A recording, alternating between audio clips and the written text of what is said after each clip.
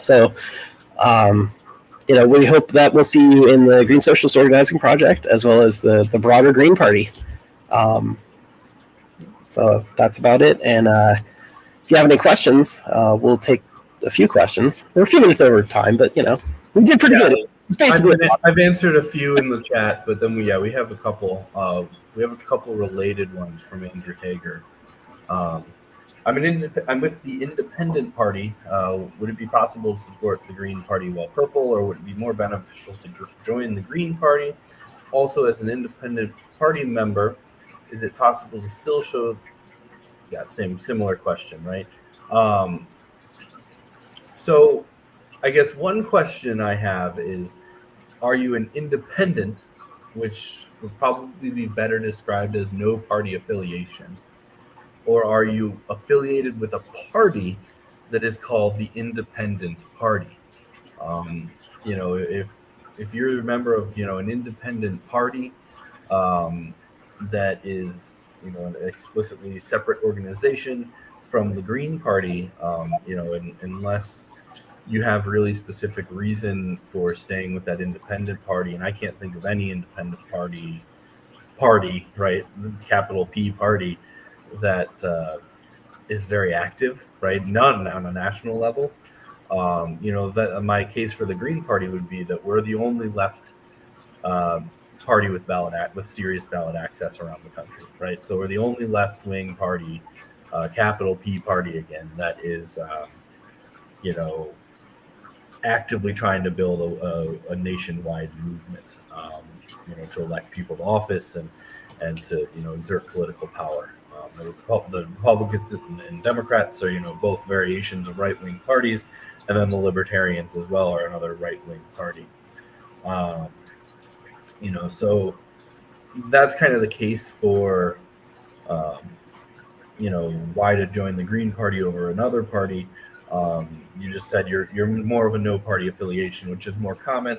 In my state, I'm required to be no party affiliation. So I've actually been called out on that, where someone said, "Show me your green registration," and I said I can't because there's not, and they didn't believe me, right? Because in their state they could register. And then Michael Conway just actually gave Andrew the real answer that for me, and that is an independent. I guess the easiest way is probably to think about it as in terms of like an independent campaign, right? So when there's an independent running for office, they're running for themselves, right? And that's it. Not that they're not running for their community, but what they, at the end of the day, when they get on the ballot, they get on the ballot. If they achieve, a result that is over the threshold to get recognition, they get recognition, right? But it stops and it ends with them. There is no party organization, and the importance of a party is that it builds that long-term, place where power, where systems, where resources, where relationships can be built, as opposed to scattered independents that are not interconnected and not lifting each other up. A party allows to help the people around you and not just the sole people within that race, right? Within that electoral district or whatever, however you're organizing and identifying. So what we get out of being a part of a party is, that long-term thought, that the ability to participate in a, the crafting of a collective vision and a collective platform and collective policy and strategy, right? When an independent candidate runs, in my experience, actually independent candidates are pretty open to hearing other ideas and things like that, right? But like outside of going to a town hall meeting or having a meeting with that candidate or their staff and changing individual minds on something, right? There's not really a way to move things. You get what you get when you have an independent candidate. Whereas when you're part of a party, especially a grassroots party, right? Not the memberless parties of the Democrats and the Republicans, where grassroots folks where voters don't have any power. But within a grassroots party, you can show up at a meeting, you can put proposals on the table, right? And you can actually move the direction and the trajectory of the party in the long term. So that's what you get, party versus independent. to play the other side of the coin, right? Even though it's not really in my interest as a Green, you don't have the stigma, right? Independents off in states. So Lisa Savage ran for U.S. Senate in Maine in 2020 and she was a Green candidate. But when she was on the ballot, she was an independent, and that's because independents had to collect far less signatures than Greens. They made it easier to get on the ballot as an independent than they did as a third party, and the reason they did that is because they don't want you forming a party that has long-term potential to build power. They want any kind of outside push, right? They want Bernie. It's why when Bernie got elected to the House, right, 30 plus years ago. Not we can't forget that he's a institutional figure Mm. in Washington, right? He's been there for decades. But one of the first things that happened when Bernie was elected to the House was the Democrats came to him and said, "You can caucus with us, right? We'll put you on committees as a Democrat, or not as a Democrat, but we'll put you on committees like we do our members, and and you'll vote with us. And in exchange, we won't challenge you if you're running as an independent," right? The Vermont Independent Party, which was a capital P independent party, got thrown under the bus, right? And Bernie became a lowercase I independent with no party attached to him, and therefore not a serious threat to the Democratic Party, right? By isolating him there, they were able to make it so that he's just a nuisance, right? He's a dog with a lot of bark, but when it comes down to voting, he almost always toes the line, right? So they were able to neutralize what could have been a really revolutionary person from shifting things too hard, right? Skeleton Films kind of asked tangentially, what do we think of Eugene Debs? We love Eugene Debs. As a socialist, he was relatively conservative, by modern standards, but he also was, we're talking, 100 years ago. But Eugene Debs' quote about rather voting for what he wants and not getting it than voting for what he doesn't get,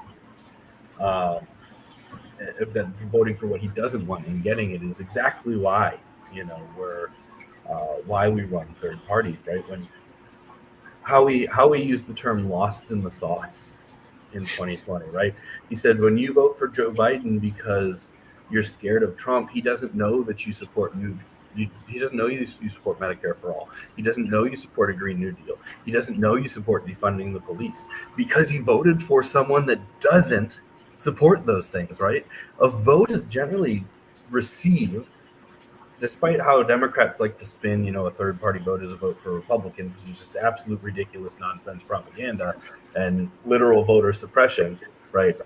A vote is generally received by the people running as they support me and what I put on the table, right? So when you voted for Joe Biden, you voted to veto Medicare for all, right? You voted for opening up more fossil fuel infrastructure. You voted to continue, his role from when he was the vice deporter in chief, right, under Obama, and to continue Trump's immigration policies because that's what he's talked about, right? Those are the policies he was on.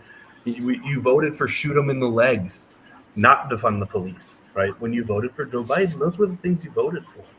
And a big problem we have in this country, I like to frame it as we have a negative voting culture in this country where most people vote against Republican or Democrat, right? The Democrats are voting against Trump and the Republicans are voting against this idea they have that Biden's a communist who's coming for their guns, even though there's no evidence, right?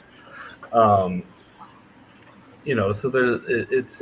we vote against things instead of for them. And when you vote against things, like Eugene Debs said, right, I'd rather vote for something and not get it than against something and get it. When you voted for Joe Biden, you voted to not get Medicare for all, right? That was the vote you cast.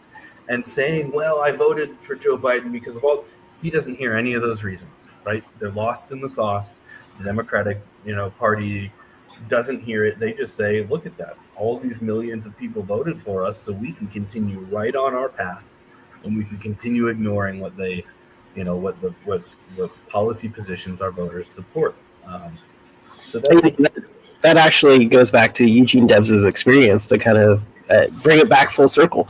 That he was originally a Democrat. He originally was an elected Democrat, I think a mayor, right? And the party machine suppressed him and suppressed the movement, suppressed workers, fought strikes and all that stuff. He saw all of this firsthand about how the party was anti-worker and just against all of the things that the working class needs.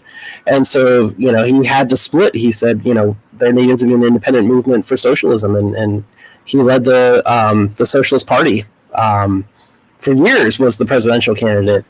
Yeah, he was a senator. I was a senator. Yeah. Okay. It was a little bit higher than I thought. I thought it was more local office, but but yeah. The point is, he saw the party suppression firsthand and knew he wasn't going to get anywhere with that.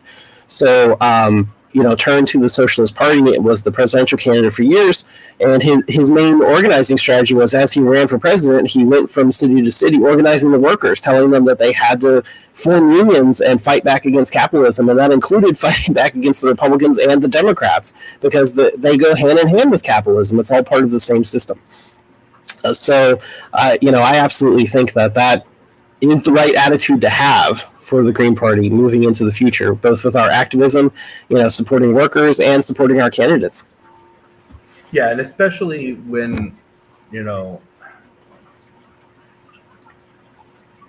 especially when we're talking about like the non-hot button issues, right? I'm not someone who says the Republicans and Democrats are the same. Because they're not, right?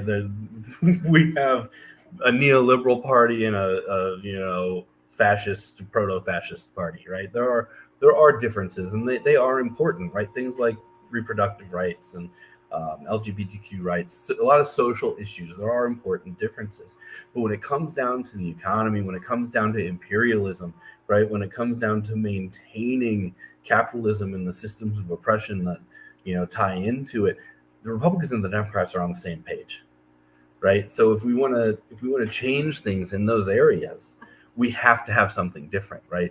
I find it amusing is the wrong word. Enraging is probably a better word, right? That in 2022, I saw Greens attacked for being anti-choice because they were running against the Democratic Party. The Democratic Party had 50 years to codify Roe, and they had multiple opportunities where they had the power to do it, and they didn't, right? The Democratic Party in 2016 ran an anti-choice vice presidential candidate in Tim Kaine, right? Bernie Sanders himself goes out and stumps for anti-choice Democrats, right? But when you ask what the Green Party's position on reproductive rights is, it's full access, fully funded under Medicare for All and a national health service. Not only do we support full access to reproductive rights, we don't think it should cost you a dime because it should be included in basic health care, and that basic health care should be part of a national health service that's publicly owned and controlled and not ran by pharmaceutical companies and for-profit providers, right? So somehow just existing in opposition to the Democratic Party, who's never taken reproductive rights seriously, right? They've never taken it seriously. If they did, the Roe would have been safe and legislatively protected. It gets twisted by their propaganda machine into painting the most pro-reproductive rights platform, from a major party. And even other smaller leftist parties don't have a cohesive enough platform in most cases to compete with the Green Party platform on this issue. But somehow we're now anti-choice because we're opposing the anti-choice Democrats, right? The Democratic Party doesn't have a consensus on abortion rights. They don't. They are filled with anti-choice. My state senator, or my state representative, where I live in Central Illinois, anti-abortion, voted against medical marijuana, voted against legal marijuana, voted against civil unions, voted against gay marriage, voted in favor of gay conversion therapy. And this is a Democrat, right? But if I were to run against her, I would be positioned as opposed to all of those things, despite the fact because the party likes to put this veneer of, we're for equality and we're for all these rights. The Democratic Party stands for these things, but the Democratic Party only stands for them when it comes to fundraising, right? And so if we want real change, we have to demand real change, right? We absolutely have to start, demanding the real change. If we keep asking for less than what we want, we're never going to get what we want. So it's really, really important. And Eugene Debs was, and you say right here, democracy is on the ballot. We want to talk about who's kicking people off the ballot because it's the Democrats in Pennsylvania, in Wisconsin, in Montana, right? In 2020, the Democrats threw people off the ballot. In North Carolina, right, in 2020, they went door to door trying to get a green U.S. Senate candidate kicked off the ballot, asking people who signed his petitions to revoke it. And then when they didn't revoke it, they sued. And they lost in court, and we got to be on the ballot, right? Democracy's on the ballot, but we don't have a democracy, and the Democrats don't want a democracy. We have an oligarchy, and that serves exactly what the Democratic Party wants, right? Party suppression is voter suppression, and the Republicans are fucking horrible, right? They're racist. What Republicans do is they kick people off the ballot. What Democrats do is they kick parties off the ballot. Neither one's interested in democracy, right? Earlier when we were talking about ballot access, we were talking about, during COVID in New York, the Democrats tripled the requirement of what it took for a third party to get on the ballot by attaching it to a COVID relief bill. Mm-hmm. And they took that number to 45,000 signatures in 42 days. That's worse than Russia or any other country to get on the ballot. That's not democracy. We don't have it, and Democrats did it, right? I live in Illinois. 25,000 signatures in 90 days to get on for president or a statewide office. That's the Republicans and Democrats collect 3,000. That's not democracy, and the Democrats are who put it in place. Yeah, right. Yeah, so, that in Pennsylvania too, where in 2020. Howie Hawkins, our presidential candidate, was kept off the ballot in Pennsylvania because one of the forms was faxed in. Which they were told they could do. During COVID, when the office was closed and the governor put an emergency order saying all the paperwork had to be electronic, the Supreme Court went and dug through, found in like the election law of 1880 or something that it had to be paper or whatever. And so they're like, well, it was faxed in, so it doesn't count. And the governor's law doesn't actually affect anything with elections. It affects everything else, but not elections. And so that was how they prevented democracy in Pennsylvania.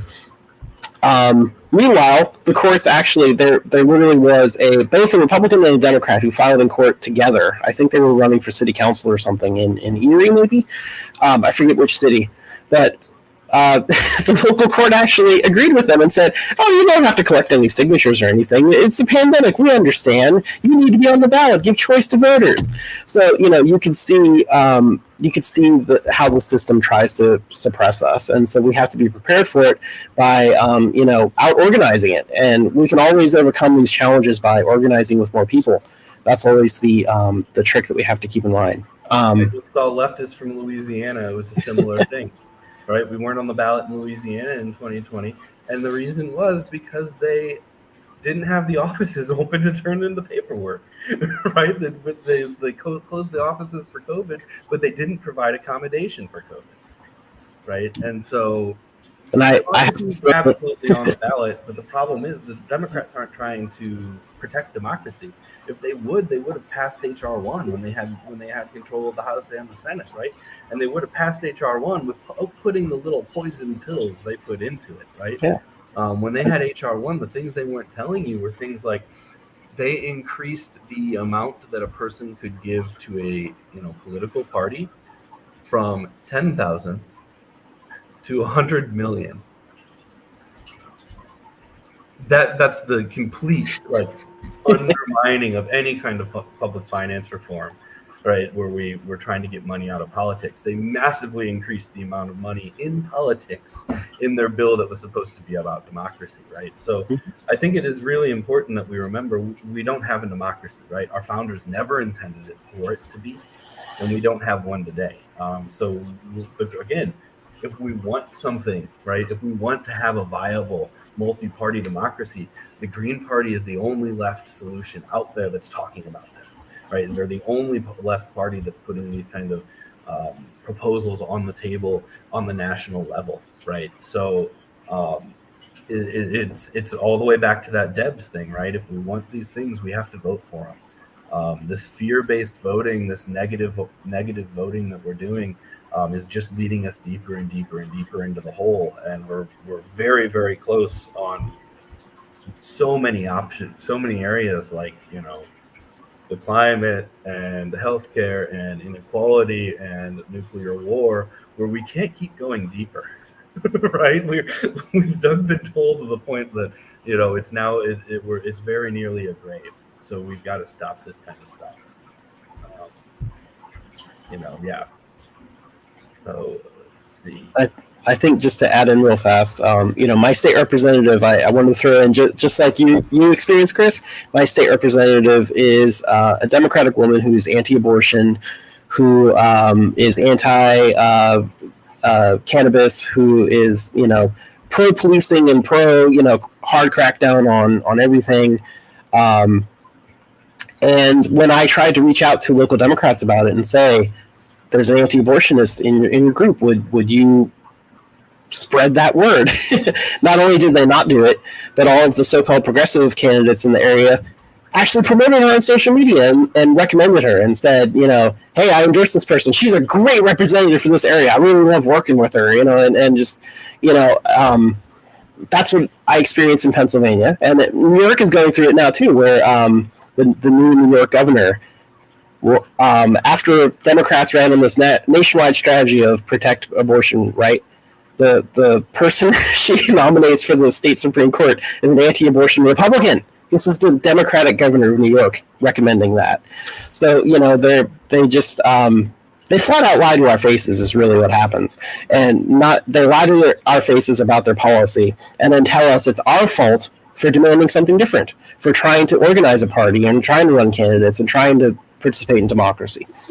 So we have to organize against that, and the way that we organize against it is through creating not just the Green Party as a political party that runs candidates, but just like we said before, building an activist movement and connecting that with workers' unions and all of these different community organizations that can really build different power to put pressure on the system and actually make the changes that we need, which has happened before in history. We could do it again, but we have to organize independently and have this broader movement backed by candidates and unions and things like that in order to make it happen. Yeah, one thing I've learned in my decade of green organizing is that most Democrats don't have a strategic difference with us.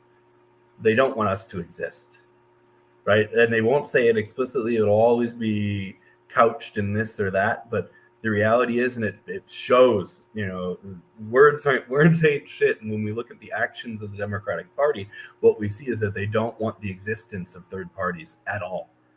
They don't want anyone to be able to run to the left of them because they think that they own everyone to the left of the Democrats.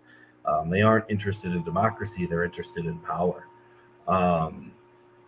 Let's see. Aaron Revelis said, how can we begin the integration of Socialist into the Green Party to start working towards a broader left party? I'll start off by saying Socialists have been here the whole time. And not just a few, like one of the major factions of the Green Party has always been Socialist, right?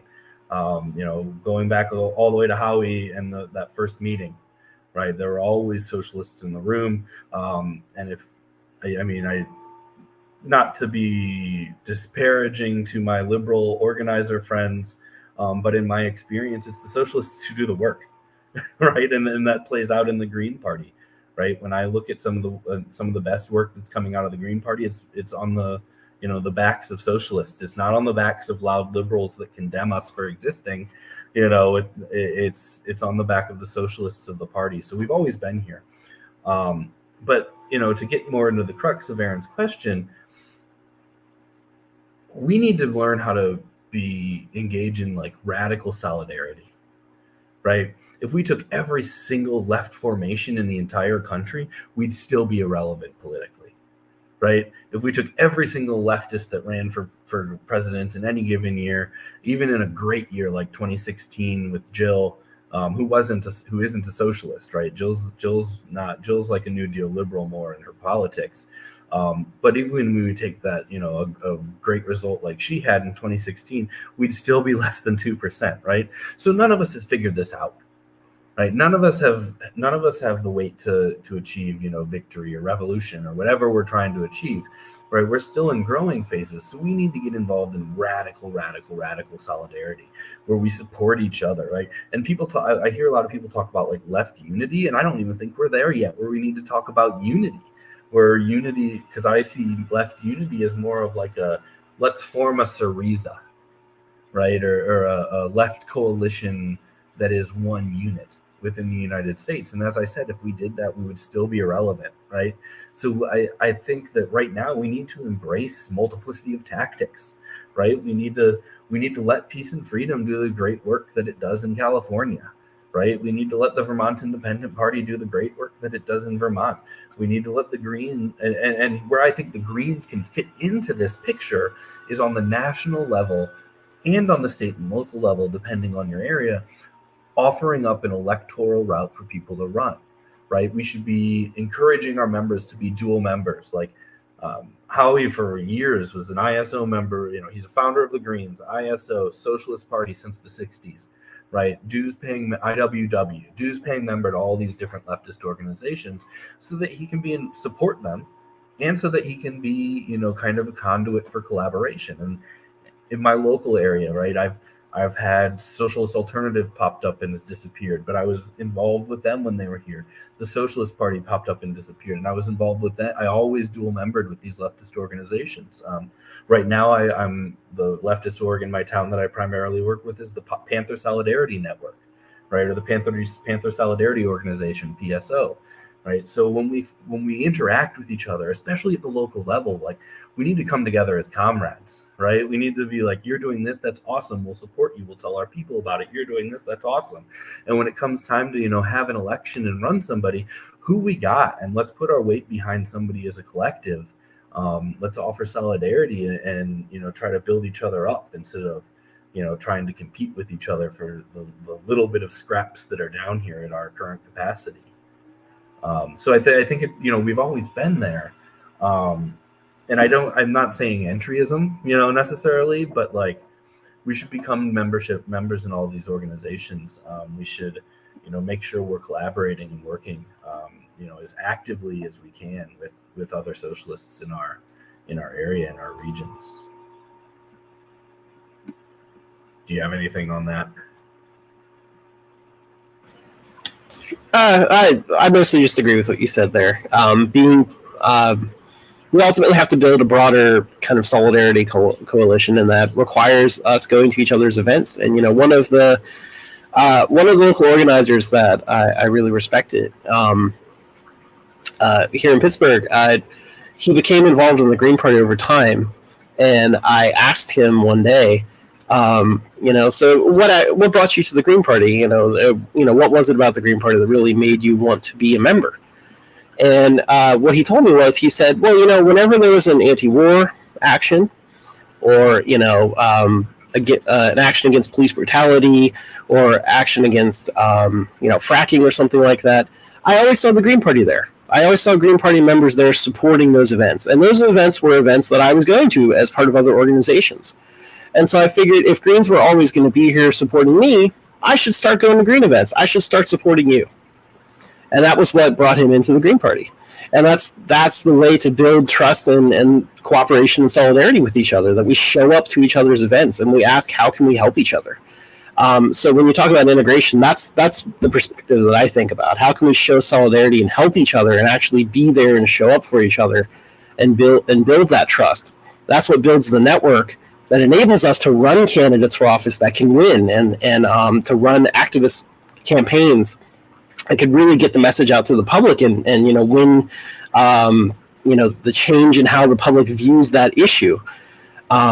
So that's where I would suggest starting. Just kind of start looking for events in your area and showing up, and Don't necessarily be too pushy, not necessarily entryism, as Chris was saying, but introduce yourself and say you're with the Green Party and you're here because you want to help and you want to support. Yeah, Jenna Colby asked, "What's entryism?" Entryism is the idea that members of one organization join another organization in mass in order to take it over, right? So it's like a hostile takeover is the strategy, as opposed to collaboration, which is kind of what we're advocating for. Leftist of Louisiana asked, "Do we think the CPUSA should work heavily with the Green Party?" They're not in CPUSA. They're just wondering. CPUSA needs to get its foot out of the Democratic Party first, right? CPUSA has spent decades endorsing Democrats rather than engaging in independent politics. So that I think that's the first step for CPUSA in terms of being part of this radical solidarity of the left. That's true of a lot of organizations like DSA and all that. For example, depending on which local chapters you're talking about, many local Green parties have good relations with their local DSA chapter because they do good work on the ground. They do good organizing. They run food pantries or whatever it is.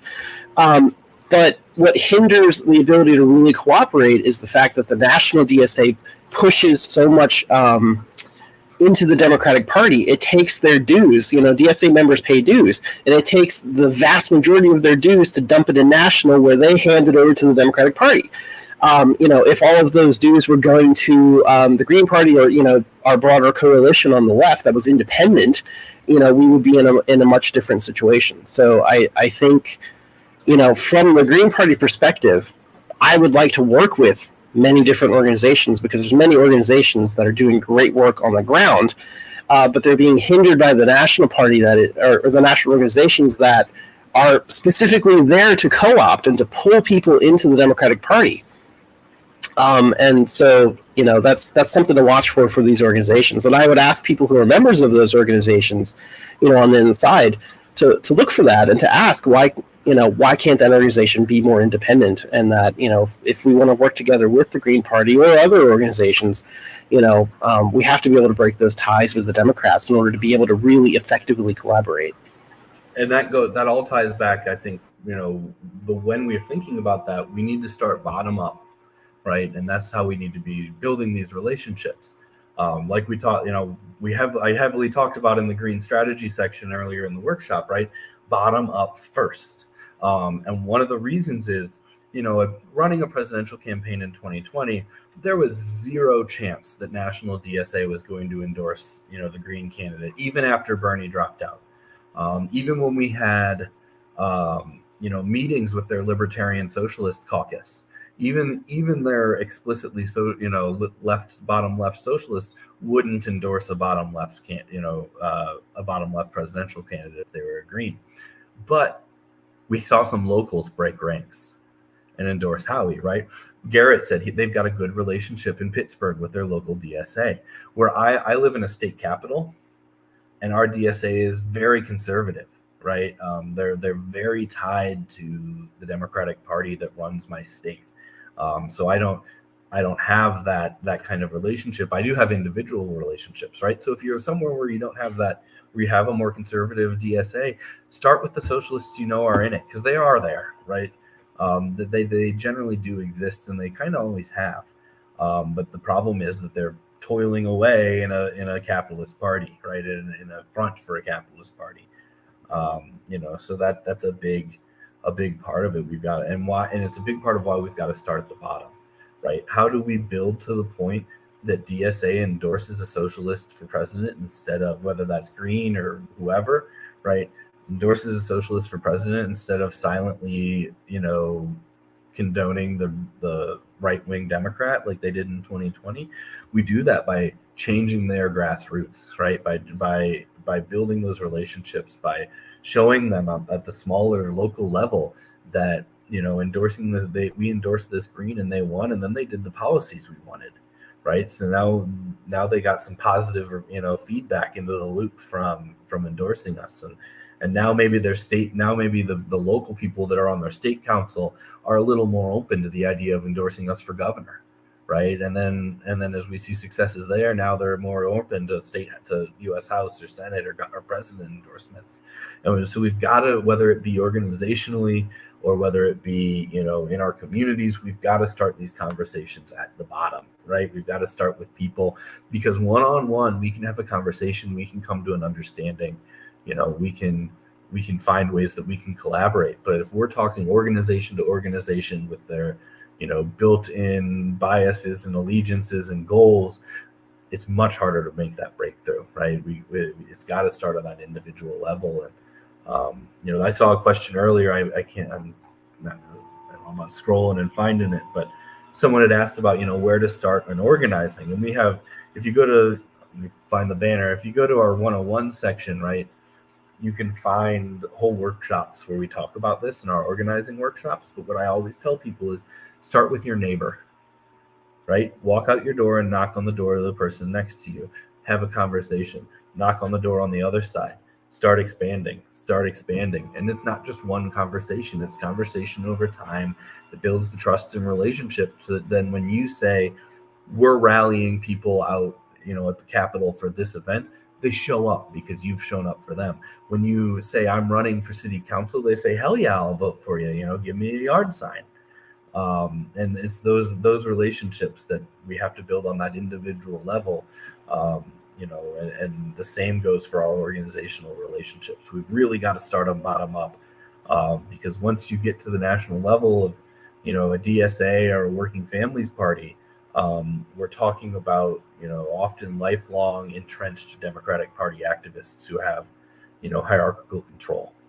And that means it's very hard for us to actually, get there.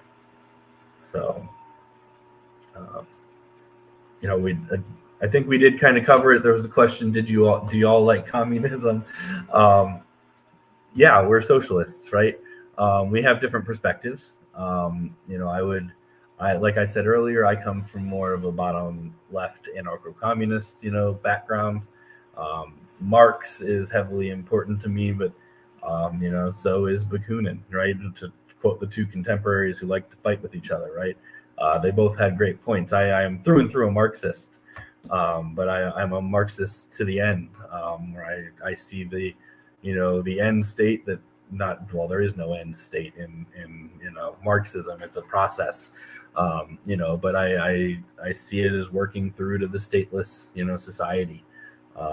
So yeah, and they've all, like I said earlier, we have Marxist Leninists that I am incredibly close to, and that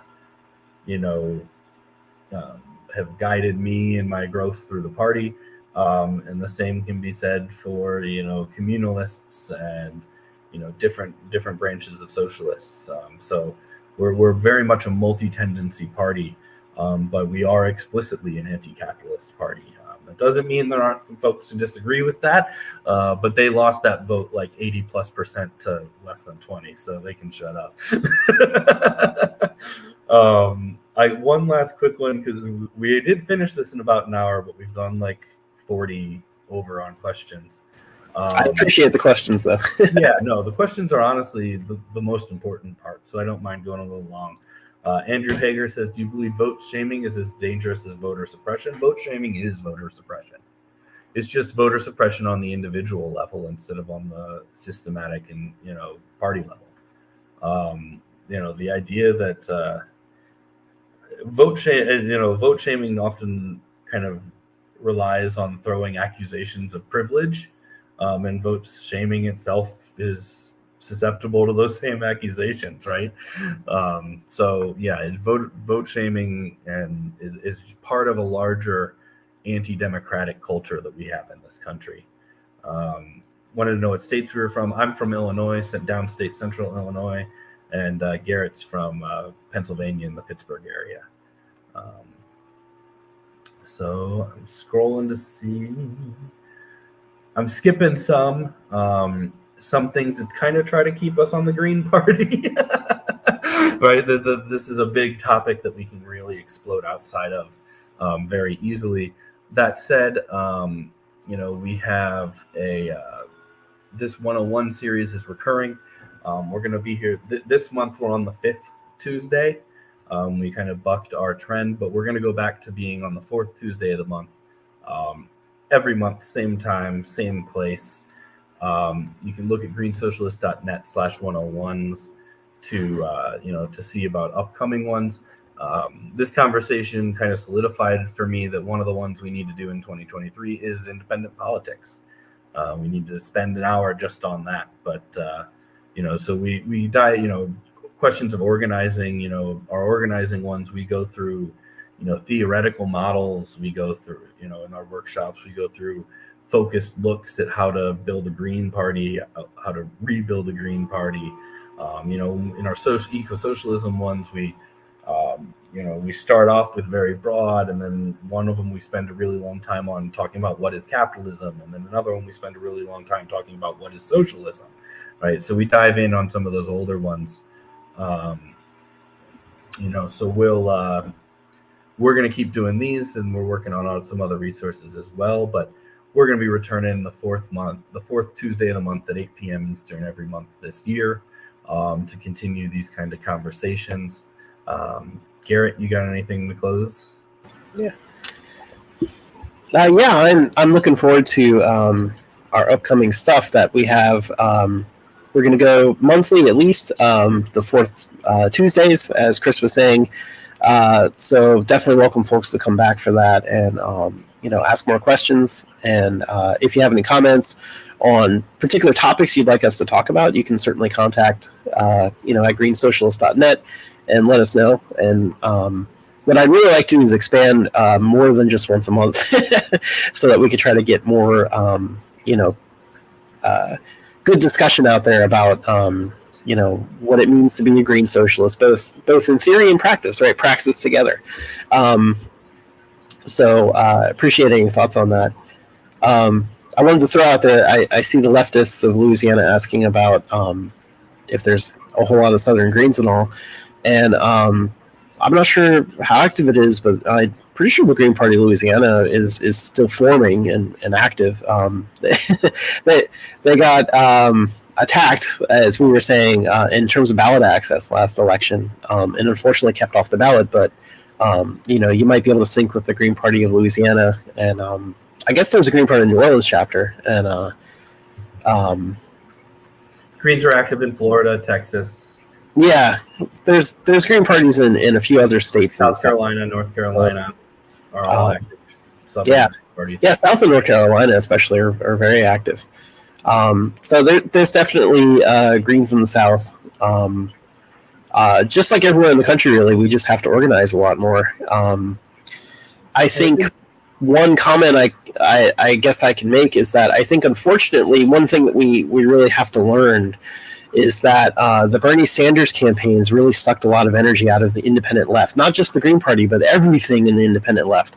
Bernie Sanders pulled everybody back into the Democratic Party, or Democratic Party adjacent organizations like DSA, which basically is a wing of the Democratic Party and was essentially formed to be so. It was originally formed to pull people out of the old Socialist Party into the Democratic Party, so it's still kind of in a way doing its job. So I think there's room to rebuild the Green Party and the independent left all across the country, and to learn from the Bernie Sanders campaign that those policies are incredibly popular. So if we talk about it more and talk to our neighbors and get together more with Greens, we can really quickly, I think, grow the movement and the party. But it starts with all of us having conversations in our local communities. So. There's no shortcut. One of my books on union organizing is called No Shortcuts. And so there's no shortcut to becoming a major movement and a major party. It starts with us in our local communities. And I think the Green Party is one way that we can connect with other folks that share our ideas. And, the more of us that are in there, the bigger it'll get. Sorry, go ahead. Yeah, and, I think it's an important thing for people who are coming into contact with the Green Party right now to understand is that we are to be up front in a rebuilding period. And Bernie's part of it, right? Bernie sucked a lot of energy out of the independent left, and that does include the Greens. Jenna Conley says Colby says it kind of did more harm than good. It seems I would agree. right? What it did was put issues like Medicare for all back on the agenda. But it also created a very distorted vision of what socialism is, where it's distorted, capitalist social democracy into being, kind of positioned as socialism, which it is not. Those are kind of explicitly different ideas. And then it sucked, like we've said, it sucked people back into the, it sucked people back into the sphere and the orbit of the Democratic Party. Because as much as so many of the people who supported Bernie said they didn't support the Democratic Party, Bernie said from day one in both presidential rounds, he did. That he would step back and he would endorse, he said from day one, he would endorse the Democratic Party nominee for president, admitting that it wasn't going to be him, right? He was playing the role of the sheepdog, and just like Kucinich did before him and others have done before him, right? He was just the best one they've seen in a long time. So Bernie did some damage, right? Anyone but Trump it continued in 2022 when there wasn't even Trump on the ballot, right? But we still faced anyone but Trump in our races in 2022. It was worse than anyone but Bush. And every year for the Democrats is going to be an anyone but year because, like I said earlier, they fundamentally don't want us to exist. They don't want an independent left to exist. So it'll always be another year that they would support us because they never will actually support us. But Trump was worse, right? During the 2020 campaign, Nader told us that it was worse than 2004 after Bush.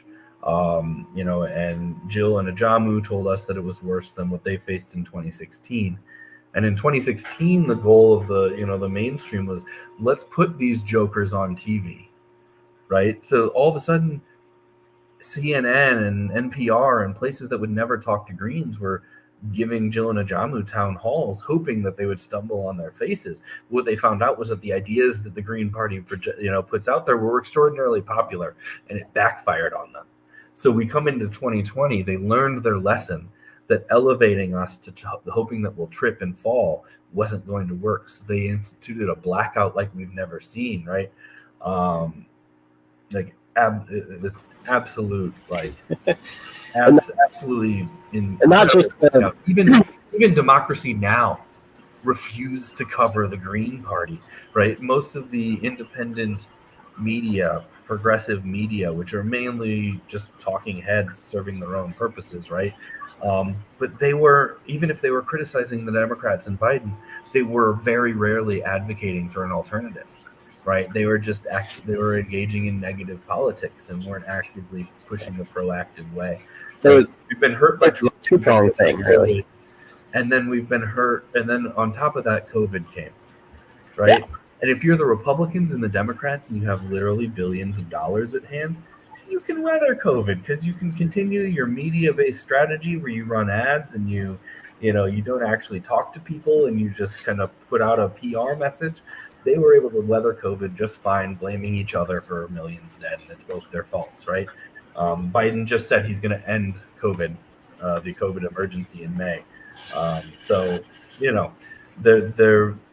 They were able to weather COVID fine, but as a grassroots organization, it devastated us. We couldn't meet, right? We could only meet via Zoom if we did. We couldn't knock doors in our neighborhoods. We couldn't be involved in movements like we were before, right? So we faced external pressures sucking our members away. We faced external pressures suppressing us. And then we faced COVID, really, really ruining our ability to actually engage in grassroots organizing. And if the Green Party can't engage in grassroots organizing, we're doomed, right? We are not trying to replicate what the Republicans and Democrats have in their memberless parties of voters who have no power. If we're going to be a grassroots party, we've got to be able to be active in our communities, and it just wasn't possible for a while. So the Green Party's faced this really bad perfect storm that we're trying to recover in. And unfortunately, the lay of the land got worse during the storm, right? The terrain got worse in many places. So, when you come into your contact with your local Green Party, your state Green Party, keep in mind that we're battered and we're rebuilding. We really do need your help to, not just as a voter, right? A voter is great, but what we need are organizers. We need green organizers by the thousands, so that we can elect, green officials by the hundreds, and build from there. Yep, exactly.